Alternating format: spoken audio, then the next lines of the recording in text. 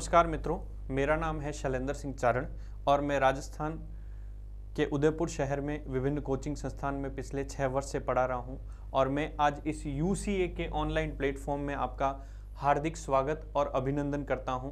मित्रों, आज हम एक टॉपिक लेने जा रहे हैं जिसका नाम है राजस्थान के लोक देवता। विभिन्न परीक्षाओं में इसमें से सवाल पूछे जाते हैं और अमूमन राजस्थान के सारे ही जो परीक्षा होती है उसमें ये टॉपिक देखने को मिलता है। लोक देवता। अब सबसे पहले लोक देवता कहते किसे हैं? तो राजस्थान के वे महान पुरुष, राजस्थान के वे महान पुरुष जिन्होंने अपने अलौकिक चमत्कारी कार्यों से जनमानस में एक अलग से स्थान बनाया हो, और भूमि की रक्षा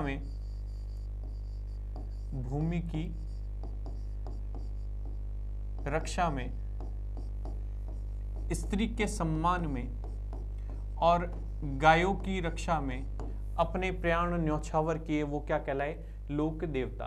तो राजस्थान के लोक देवता किसे कहते हैं? तो राजस्थान में महान पुरुष जिन्होंने अपने अलौकिक चमत्कारी कार्यों से जनमानस में एक अलग से स्थान बनाया है, चाहे वो भूमि की रक्षा में हो, चाहे वो स्त्री के सम्मान की रक्षा में हो, और चाहे वो गायों की रक्षा में हो, वे राजस्थान में क्या कहलाए? लोक देवता कहलाए। अब राजस्थान में लोक देवता पढ़ने से पहले सबसे पहले एक शब्द आता है पंचपीर। क्या आता है? पंचपीर। अब ये पंचपीर क्या होता है? अमूमन परीक्षाओं में सवाल पूछा जाता है, निम्नलिखित में से राजस्थान के पंचपीर में सम्मिलित नहीं है। तो पंचपीर, पंच का मतलब आप जानते हैं 5, पंच का मतलब होता है 5, और पीर उन्हें कहते हैं जिन्हें मुसलमान पूजते हैं। तो यहां पर जो पीर हैं उन्हें मुसलमान और हिंदू दोनों ही पूजते हैं। तो राजस्थान के ऐसे 5 लोक देवता हैं जिन्हें हिंदू व मुसलमान सम्मिलित रूप से पूजते हैं, उन्हें क्या कहते हैं? पंच पीर। तो ऐसी देवताओं की या लोक देवताओं की संख्या कितनी है? 5। तो राजस्थान में एक कहावत है जिसकी हम चर्चा करते हैं, पाबू हड़बू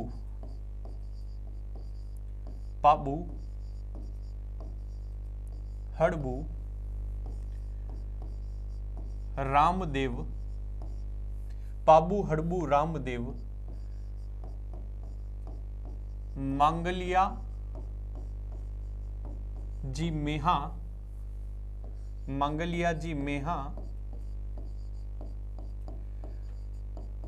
पांचों पीर पधारजो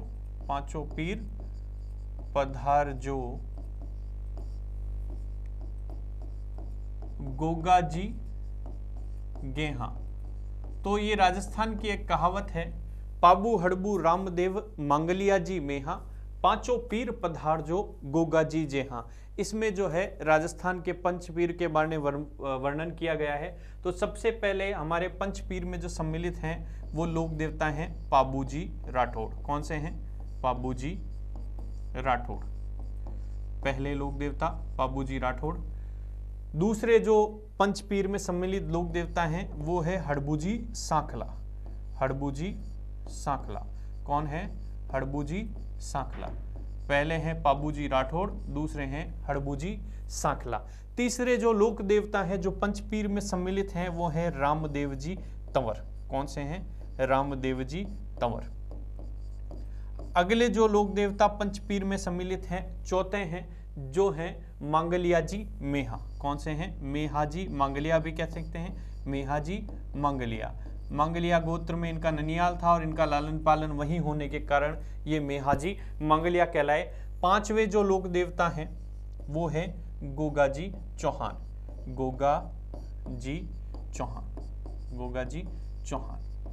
तो दोस्तों हमने चर्चा करी राजस्थान के लोक देवता। सबसे पहले हमने बात करी कि लोक देवता कहते किसको हैं। तो राजस्थान के वे महान पुरुष जिन्होंने अपनी अलौकिक चमत्कारी शक्तियों से जनमानस में एक अलग से स्थान बनाया है। भूमि की रक्षा में, गायों की रक्षा में या स्त्री के सम्मान में अपने प्राण न्योछावर किए, उन्हें हम क्या कहते हैं, राजस्थान में लोक देवता कहते हैं। उसके बाद में हमने देखा राजस्थान के पंचपीर, हिंदू और मुस्लिम जिन्हें दोनों पूजते हैं वे क्या कहलाते हैं, पंचपीर, जिनकी संख्या क्या है, 5। इसके लिए राजस्थान में कहावत है, पाबू हड़बू रामदेव मंगलिया जी मेहा, पांचों पीर पधार जो गोगा जी गेहा। इससे तात्पर्य राजस्थान के पंचपीर से है। पहले जो पंचपीर में है वो कौन से हैं, पाबूजी राठौड़। दूसरे कौन से हैं, हड़बूजी सांखला। तीसरे कौन से हैं, रामदेव जी तंवर। चौथे कौन से हैं, मेहाजी मांगलिया। और पांचवें जो लोक देवता या पंचपीर में सम्मिलित हैं वो कौन है, गोगाजी चौहान। अब राजस्थान के ऐसे 4 लोक देवता जो किसी के अवतार माने गए हैं, मतलब किसी देवता जो देवता हैं उनके अवतार माने गए हैं, वो क्या कौन कौन से हैं। सबसे पहले हम बात कर लेते हैं पाबूजी की। तो पाबूजी को किसका अवतार माना गया है, पाबूजी को लक्ष्मण का अवतार माना गया है। पाबूजी को किसका अवतार माना गया है, लक्ष्मण का अवतार। तो पहले लोक देवता कौन से, पाबूजी राठौड़। पाबूजी को किसका अवतार माना गया है, लक्ष्मण का अवतार माना गया है। दूसरे हैं रामदेव जी, रामदेव जी तंवर। दूसरे लोक देवता कौन से हैं, रामदेव जी। रामदेव जी को किसका अवतार माना गया है, तो रामदेव जी को भगवान कृष्ण का अवतार माना गया है। किसका अवतार माना गया है, भगवान कृष्ण का अवतार माना गया है। तीसरे जो लोक देवता हैं वो है कलाजी राठौड़। कलाजी राठौड़ कौन से लोक देवता हैं, कलाजी राठौड़। तीसरे लोक देवता कलाजी राठौड़। कलाजी राठौड़ को किसका अवतार माना गया है, तो इन्हें शेषनाग का अवतार माना गया है। किसका अवतार माना गया है, शेषनाग का। तो 3 हमने देखे, पाबूजी राठौड़ लक्ष्मण के अवतार, रामदेव जी तंवर कृष्ण के अवतार, और कलाजी राठौड़ किसके अवतार हैं, शेषनाग के अवतार। चौथे जो लोक देवता हैं वो है देवनारायण जी। कौन है, देवनारायण जी। देवनारायण जी किसके अवतार हैं, तो भगवान विष्णु के अवतार हैं। देवनारायण जी को किसका अवतार माना गया है, भगवान विष्णु का अवतार माना गया है। तो पहले जो लोक देवता पाबूजी राठौड़ किसके अवतार, लक्ष्मण के अवतार। दूसरे लोक देवता रामदेव जी तंवर किसके अवतार, कृष्ण के अवतार। तीसरे जो लोक देवता हैं हमारे कलाजी राठौड़ किसके अवतार हैं, शेषनाग के अवतार हैं। और चौथे जो लोक देवता हैं देवनारायण जी वो किसके अवतार हैं, विष्णु के अवतार हैं। अब हम चर्चा करते हैं राजस्थान के एक प्रमुख लोक देवता के बारे में जिनका नाम है पाबूजी राठौड़। जिनका नाम क्या है, पाबूजी राठौड़। तो पहले जो लोक देवता जिसके बारे में हम चर्चा करने जा रहे हैं, उनकी जीवनी के बारे में चर्चा करने जा रहे हैं। उनकी जीवनी लिखी थी पाबू प्रकाश में उनकी जीवनी लिखी थी मोड़जी आशिया ने। उसी के बारे में हम चर्चा करने जा रहे हैं। तो हमारे पहले जो लोक देवता हैं उनका नाम है पाबूजी राठौड़। पहले जो लोक देवता नाम क्या है, पाबूजी राठौड़। पाबूजी राठौड़ जोधपुर के राठौड़ राजवंश से इनका संबंध है और राव सिंहा के जो है ये वंशज माने जाते हैं। इन्हें हमने देखा है सबसे पहले किसके अवतार हैं, पाबूजी राठौड़ किसके अवतार हैं, लक्ष्मण के अवतार इनको माना गया है। दूसरा, इन्हें प्लेग रक्षक देवता कहा गया है। कौन से रक्षक देवता, प्लेग रक्षक देवता। प्लेग रक्षक देवता राजस्थान में किसको कहा गया है, पाबूजी राठौड़ को कहा गया है। लक्ष्मण का अवतार प्लेग रक्षक देवता, इन्हें कहा गया है ऊंटों के देवता। किसके देवता, ऊंटों के देवता। ऊंटों के देवता किसे कहा गया है, पाबूजी राठौड़ को। तो पाबूजी राठौड़ को लक्ष्मण का अवतार, प्लेग रक्षक देवता, ऊंटों के देवता और हाड़ फाड़ के देवता कहा गया है। किसके, हाड़ फाड़ के देवता कहा गया है। तो राजस्थान के लोक देवता पाबूजी राठौड़ जिन्हें लक्ष्मण का अवतार, प्लेग रक्षक देवता, ऊंटों के देवता और हाड़ फाड़ के देवता कहा गया है। अब बात करते हैं इनके जन्म से संबंधित। इनका जन्म एक जगह हुआ था जिस गांव का नाम था कोलू। क्या नाम है, कोलू। पाबूजी का जन्म कौन से गांव में हुआ था, कोलू। और आपको पता है मारवाड़ में जो मंदिर है उसे कहते हैं मंड। क्या कहते हैं, मंड। इनका जन्म कोलू गांव में हुआ और मारवाड़ में मंदिर को कहते हैं मंड, इसीलिए इस गांव का नाम पड़ गया कोलू मंड। अब सर ये कोलू मंड आता कहाँ है? तो ये जोधपुर जिले में आता है। कौन से जिले में आता है? जोधपुर जिले में। तहसील अगर हम बात करें तो पहले कोलू मंड की जो तहसील लगती थी वो फलोदी लगती थी, और वर्तमान जो तहसील है वो कौन सी है? लोहावट। तो पाबूजी राठौड़ लक्ष्मण के अवतार, प्लेग रक्षक देवता, ऊंटों के देवता व हाड़फाड़ के देवता। कोलू मंड में इनका जन्म हुआ। कोलू मंड कहाँ पड़ता है? जोधपुर में पड़ता है। सर जन्म कब हुआ? तो 1239 ईस्वी में। कब हुआ? 1239 ईस्वी में। दिन क्या था? चैत्र की अमावस। क्या थी? चैत्र की अमावस। इनका जो जन्म हुआ था 1239 ईस्वी में, चैत्र अमावस को हुआ था। कोलू मंड के जो शासक थे उनका नाम था धांधलजी राठौड़। तो इनके पिता का नाम क्या था? धांधलजी राठौड़। इनके पिता का नाम था धांधलजी राठौड़। तो पिता का नाम था धांधलजी राठौड़, माता का नाम था कमला दे। इन दोनों के जो शासक थे धांधलजी राठौड़ राव सिहा के वंशज थे और कोलू मंड के जागीरदार थे। इनकी पत्नी का नाम था कमला दे। इन दोनों को कोई पुत्र या संतान प्राप्ति नहीं हुई। काफ़ी समय बाद एक बार धांधलजी राठौड़ जो हैं, ये धांधलजी राठौड़ जो हैं शिकार पर गए हुए थे। अब जब शिकार पे गए हुए थे तो शिकार करते हुए सुबह से शाम हो गई, किसी जानवर का शिकार नहीं कर पाए। अब रात के समय में धांधलजी राठौड़ को एक सुंदर सी घोड़ी दिखी। तो धांधलजी राठौड़ ने उस घोड़ी का पीछा किया, क्योंकि उन्होंने देखा कि इस घोड़ी को लेकर मैं अपने अस्तबल में शामिल कर लूँगा। धांधलजी राठौड़ ने उस घोड़ी का पीछा किया, आगे घोड़ी और पीछे धांधलजी राठौड़ ने अपना घोड़ा लगा दिया। काफ़ी देर पीछा करने के बाद मध्य रात्रि के समय एक झरना आया और उस झरने के पास में वो जो घोड़ी है उस घोड़ी ने अप्सरा का रूप ले लिया। अब जब अप्सरा का रूप ले लिया तो धांधलजी ने उस अप्सरा से प्रभावित होकर उसको विवाह का प्रस्ताव दे दिया। अब जब विवाह का प्रस्ताव दे दिया धांधलजी राठौड़ ने उस अप्सरा को, तो उस अप्सरा ने कहा कि धांधल राठौड़ मैं तुझसे 2 ही शर्तों पे शादी करूंगी। धांधलजी राठौड़ ने कहा ठीक है भाई, बताओ आपकी दोनों शर्तें। कि सबसे पहली मेरी शर्त कि इस कोलू गांव के बाहर एक थंबी आप मेरे लिए एक महल बनवाएंगे। ठीक है सर, धांधलजी राठौड़ ने हाँ कह दिया। दूसरी बात, जब भी आप मुझसे मिलने आएंगे तो आप मुझे मिलने से पहले 3 बार खांसेंगे, मतलब खेखारा करेंगे। तो धांधलजी राठौड़ ने मान लिया और धांधलजी राठौड़ ने किससे शादी कर ली? उस अप्सरा से शादी की थी। अब उस अप्सरा से धांधलजी राठौड़ ने शादी कर ली। उस अप्सरा से जो है धांधलजी राठौड़ के 3 बच्चे हुए। सबसे पहले एक लड़के हुए जिनका नाम था बूडोजी। क्या नाम था? बूडोजी। सबसे पहले एक लड़के हुए जिनका नाम था बूडोजी। दूसरी एक बेटी हुई जिनका विवाह जायल के जागीरदार जिंदराव खींची से करवाया गया और उनका नाम था सोहना। मैंने अभी बताया था उनका विवाह जायल के शासक जिंदराव खींची के साथ करवाया गया। तो पहले जो लड़के हुए उनका नाम था बूडोजी, दूसरी एक लड़की हुई सोहना और तीसरे जो पुत्र हुए उनका नाम था पाबूजी। अब बच्चे बड़े होने लगे। पाबूजी तो 3-4 महीने के ही थे। एक बार जो है धांधलजी राठौड़ गांव में बैठे थे और इसी कोलू गांव में कुछ लुटेरों ने आक्रमण किया। अब लुटेरों ने जब आक्रमण किया तो धांधलजी राठौड़ अपने महल में तलवार लेने गए और आपको पता है जल्दबाजी में आदमी काफ़ी चीज़ें भूल जाता है। तो धांधलजी राठौड़ से भी ये गलती हुई, वो खेखारा करना भूल गए। अंदर जैसे ही गए देखा ये अप्सरा जो है ये शेरनी का रूप देखकर किसको दूध पिला रही है? पाबूजी राठौड़ को दूध पिला रही है। अब जब पाबूजी राठौड़ को दूध पिलाते हुए शेरनी को देखा तो धांधलजी राठौड़ चौंक गए।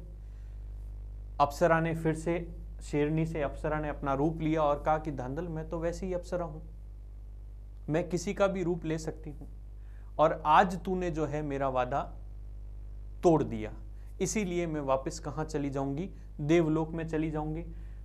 अब उस अप्सरा ने कहा मगर मेरे दिल में एक तमन्ना रहेगी और वो आप पूरी करें, ये मुझे वादा दोगे? धांधलजी ने कहा ठीक है। अब कहा मैंने बूडोजी को प्यार दिया, मैंने सोहना को प्यार दिया, इस 4 महीने 5 महीने छोटे बच्चे पाबू की क्या गलती। तो आप मुझे वादा करें कि मैं जो हूं यहां से अपने प्राण निकाल के मैं इसी कोलू गांव में एक माँ देवल चारणी रहती है। कौन रहती है? देवल चारणी। माँ देवल चारणी रहती है। इन देवल चारणी के यहाँ पर एक जो घोड़ी है वो गर्भवती है। उस घोड़ी के अंदर जो एक बच्ची निकलेगी उसके अंदर मेरे प्राण चले जाएंगे। और आप मुझे वादा दें कि जब भी इस पाबू की शादी होगी तो ये घोड़ी पर क्या बांधेगा? इसी घोड़ी पर तोरण बांधेगा। और इन देवल चारणी, माँ देवल चारणी की जो घोड़ी थी उसका नाम था केसर कालमी। क्या नाम था? केसर कालमी। अभी तक हमने यहाँ तक पढ़ा, आपको समझ में आया होगा मुझे लगता है। पाबूजी राठौड़ सबसे पहले लक्ष्मण के अवतार, प्लेग रक्षक देवता, ऊंटों के देवता या हाड़फाड़ के देवता। इनका जन्म हुआ था कोलू मंड गांव जोधपुर में 1239 ईस्वी चैत्र अमावस में। धांधल जी राठौड़ इनके पिता का नाम है, जबकि इनका लालन पालन किया था कमला दे ने। तो असली माता जो है हम पढ़ते हैं कमला दे। इनके बड़े भाई का नाम बूढ़ो जी था, इनकी बहन का नाम सोहना था और पाबू जी तीसरे बच्चे थे। इसी गांव में माँ देवल चारणी रहती थी और इनकी घोड़ी का नाम क्या था? केसर कालमी। अब हम आगे बढ़ते हैं। हमने बात कर ली पिता का नाम पाबू जी के क्या था? धांधल जी राठौड़। पिता का नाम था धांधल जी राठौड़। माता का नाम हमने देख लिया कमला दे, क्योंकि लालन पालन किसने किया था?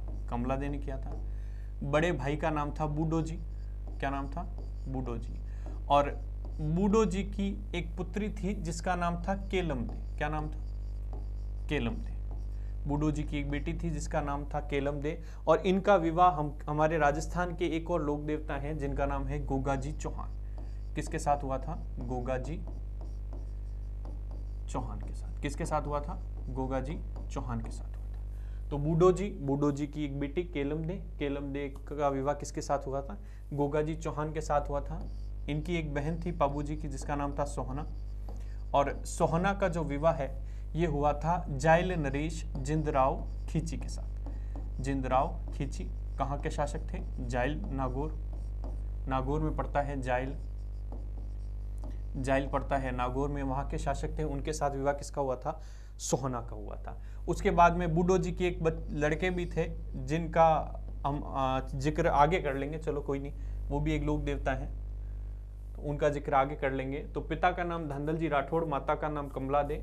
बूढ़ो जी बड़े भाई, बेटी का नाम केलम दे। गोगा जी चौहान के साथ शादी हुई थी। सोहना, इनकी शादी किसके साथ हुई थी?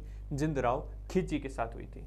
अब केलम दे जो है, केलम दे से इनके चाचा पाबू जी बहुत प्यार करते थे। इनकी शादी होने वाली थी।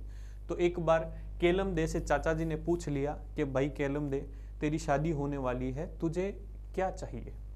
तो केलम दे ने अपनी सहेलियों से पूछा कि भाई ऐसी कौन सी चीज़ है जो हमारे राजस्थान में नहीं मिलती। चाचा जी को कहेंगे और चाचा जी नहीं ला पाएंगे तो उनके फिर मजे लेंगे। तो केलम दे ने कह दिया सहेलियों से पूछ कर कि चाचा जी मुझे तो चाहिए ऊँट। उस समय तक हमारे राजस्थान में ऊँट नहीं मिलते थे। कहाँ मिलते थे सर ऊँट? तो ऊँट मिलते थे अमरकोट पाकिस्तान में। पाबू जी ने कहा ठीक है भाई। तो पाबू जी के 3 रक्षक सहयोगी थे, नाम याद रखना आप। 3 रक्षक सहयोगी या भक्त थे। उनका नाम था पहला चांदा, पहले का नाम था चांदा, दूसरे का नाम था डेमा, चांदा डेमा, और तीसरे का नाम था हरमल जी रायका। हरमल जी रायका।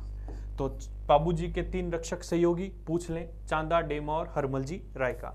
तो हरमल जी के सहयोग से पाबू जी ने ऊंट मंगवाया। कहां से मंगाया?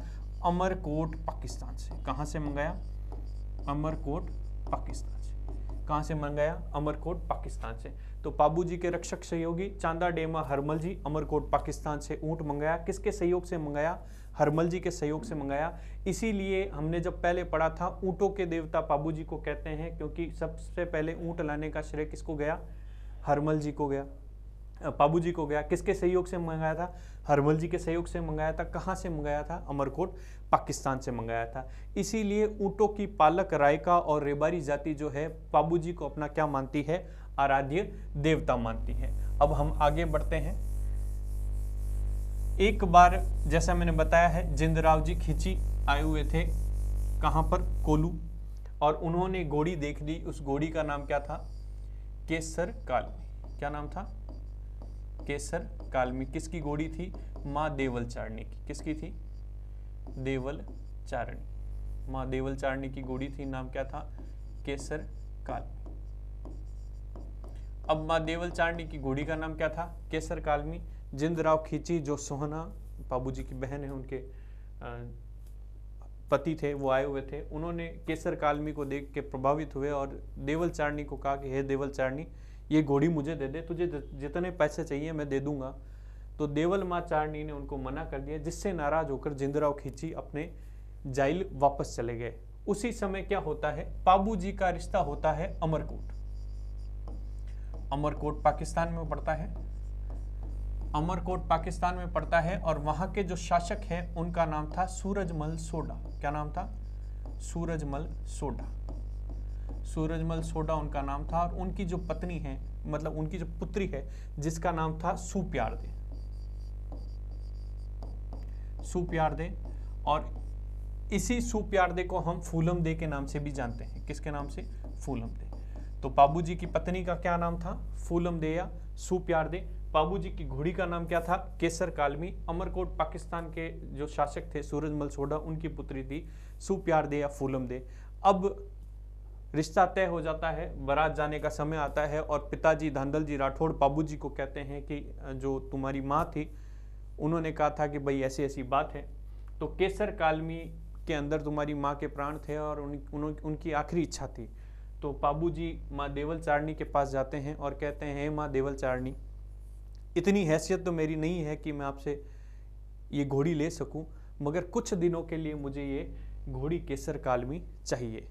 माँ देवल चारणी बाबूजी के सरल स्वभाव को देखकर उनसे प्रभावित होती है और एक वादा लेती हैं कि अगर कोई समस्या आई, क्योंकि आपका जो बहनोई है जिंदराव खींची, वो भी इस घोड़ी को लेने आया था, वो दुष्ट प्रवृत्ति का आदमी है और वो अगर कोई मुझ पर आक्रमण करे तो आप मेरी सहायता करेंगे। बाबूजी ने उनको वचन दिया और केसर कालमी घोड़ी लेकर कहाँ चले गए? अमरकोट पाकिस्तान। अब जब अमरकोट पाकिस्तान बाबूजी गए, पीछे से ये बात पता चल गई किसको? जिंदराव खींची को। जिंदराव खींची जाइल के शासक हैं। इनको जब पता लग गई, इन्होंने आक्रमण किया और देवल चारणी की सारी गायें ले गए और इनको कहा कि अगर तुझे अपनी सारी गायें चाहिए तो बाबू राठौड़ को कहना कि केसर कालमी लेकर आ जाए। देवल माँ चारणी भी शक्ति का रूप थी। उन्होंने संवली मतलब चील का रूप धरा और सीधा कहाँ पहुंच गई? अमरकोट पाकिस्तान। अब अमरकोट पाकिस्तान का जो दुर्ग है उसके ऊपर वो चील बैठ गई। देखा बाबूजी ने, उस समय बाबूजी के 3.5 फेरे हुए थे। कितने हुए थे? 3.5 फेरे। जैसे ही ऊपर देखा, देवल चारणी ने रूप लिया खुद का और कहा कि बाबू राठौड़, आपके जो बहनोई है जिंदराव खींची, वो मेरी गाय ले गए, अब आपको छुड़ानी पड़ेगी। तो बाबूजी ने 3.5 फेरे में ही गठजोड़ा खोल दिया। इसीलिए बाबूजी की आराधना में आज भी मारवाड़ में 4 फेरे लिए जाते हैं। 4 फेरे लिए जाते हैं। किस लिए? क्योंकि बाबूजी ने 3.5 फेरे लिए। ये जो सुप्यारदे या फूलम दे है, इसे सुर्पणखा का अवतार माना गया। किसका? सुर्पणखा का। सुर्पणखा का अवतार माना गया क्योंकि जो रामायण में हमने देखा था कि लक्ष्मण जी ने सुर्पणखा की नाक काट दी थी। सुर्पणखा ने उस समय कहा था कि इस समय तो नहीं, आप मुझे कलयुग में अपने पति के रूप में चाहिए। तो लक्ष्मण जी ने वादा किया था, इसीलिए बाबूजी को किसका अवतार माना गया? लक्ष्मण का। और सुप्यारदे फूलम दे को किसका अवतार माना गया? सुर्पणखा का। तो 3.5 फेरे बाबूजी ने लिए, इसीलिए मारवाड़ में 4 फेरे लिए जाते हैं। अब हम आगे बढ़ते हैं। बाबूजी वहां से निकलते हैं और एक गांव आता है जिसका नाम है देचू। सर देचू कहाँ पड़ता है? तो देचू पड़ता है जोधपुर में। कहाँ पड़ता है? जोधपुर में। देचू गांव जोधपुर के निकट बाबूजी और जिंदराव खींची के मध्य भयंकर युद्ध होता है, जिसमें बाबूजी राठौड़ वीर गति को प्राप्त हो जाते हैं और उनके रक्षक सहयोगी चांदा डेमा व हरमल जी भी क्या हो जाते हैं? वीर गति को प्राप्त हो जाते हैं। तो ये यहाँ तक स्टोरी थी बाबूजी की। अब कुछ महत्वपूर्ण तथ्य जो बाबूजी के बारे में हम पढ़ने जाएंगे। सबसे पहले बाबूजी का मंदिर कहाँ है? कोलूमंड। कहाँ है? कोलूमंड। बाबूजी का मुख्य मंदिर कहाँ है? कोलूमंड। अब कोलूमंड जो मंदिर है, मुख्य मंदिर, यहाँ पर पाबू जी की आराधना में चैत्र अमावस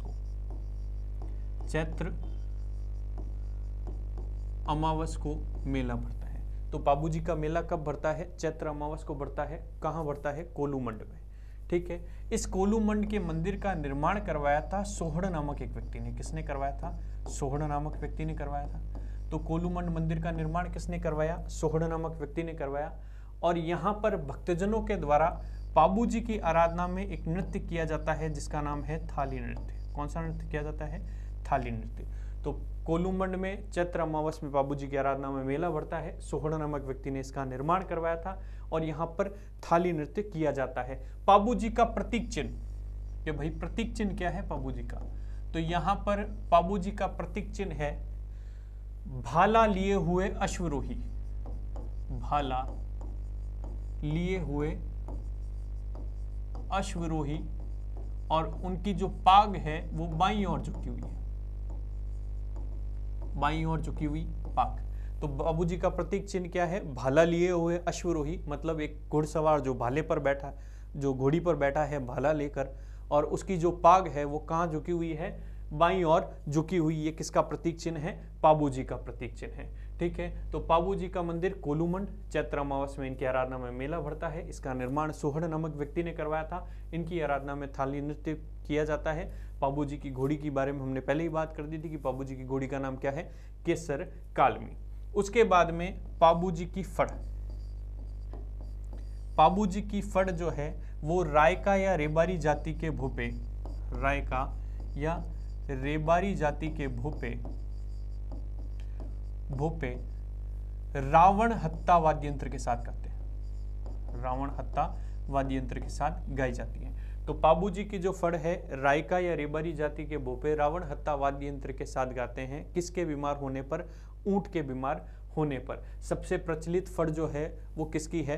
पाबू जी की। उसके बाद में याद रखें थ्योरी जाति के लोग, थ्योरी जाति के 7 भाई थे, गुजरात के थे, और अन्ना बघेल नामक एक शासक है, उन्होंने उनको निष्कासित कर दिया था और पाबू जी ने इनको शरण दी थी।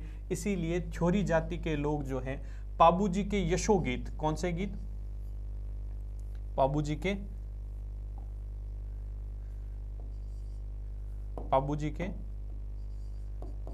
यशो गीत, पाबू जी के यशो गीत कौन से वाद्य यंत्र के साथ गाते हैं? तो सारंगी वाद्य यंत्र के साथ। कौन से वाद्य यंत्र के साथ?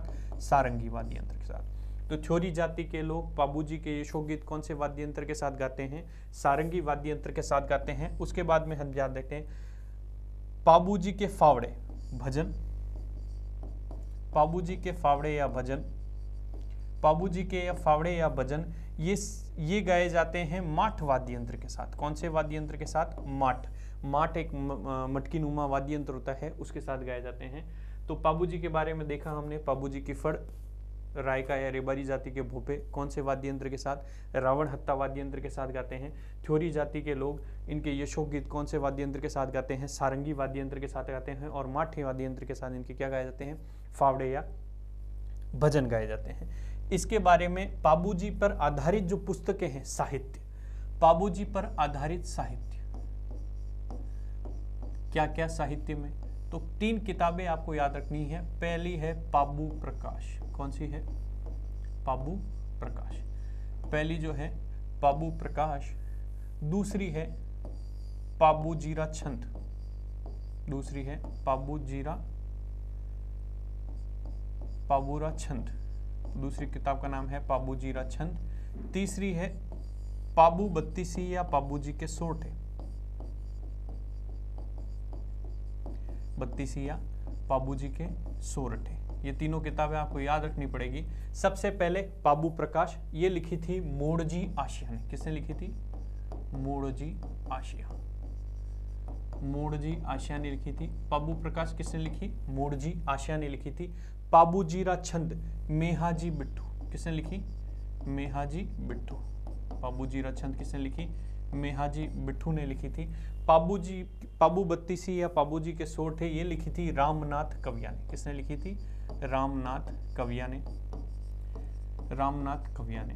तो ये जो 3 किताबें हैं इनमें पाबू जी के बारे में जानकारी मिलती है। सबसे पहले पाबू जी की जीवनी लिखी गई है पाबू प्रकाश में, जिसके आधार पर हमने अभी पूरा पाबू जी पढ़ा। किसने लिखी? मोरजी आशा ने लिखी। पाबू जी राचंद किसने लिखी? मेहाजी बिट्ठू ने लिखी। और पाबू बत्तीसी या पाबू जी के सोठे किसने लिखे? रामनाथ कविया ने। अब सर पीर मानते हैं तो कौन से मुसलमान इनकी पूजा करते हैं? तो मेहर जाति के मुसलमान। कौन सी जाति के? मेहर जाति के मुसलमान पाबू जी को क्या मानते हैं? पीर मानते हैं। तो मेहर जाति के मुसलमान पाबू जी को क्या मानते हैं? पीर मानते हैं। तो ये कौन से लोक देवता हो गए? पाबू जी राठौड़। अगले जो लोक देवता हम उनके बारे में विस्तृत चर्चा करेंगे। मुझे लगता है ये आपको पसंद आया होगा। धन्यवाद।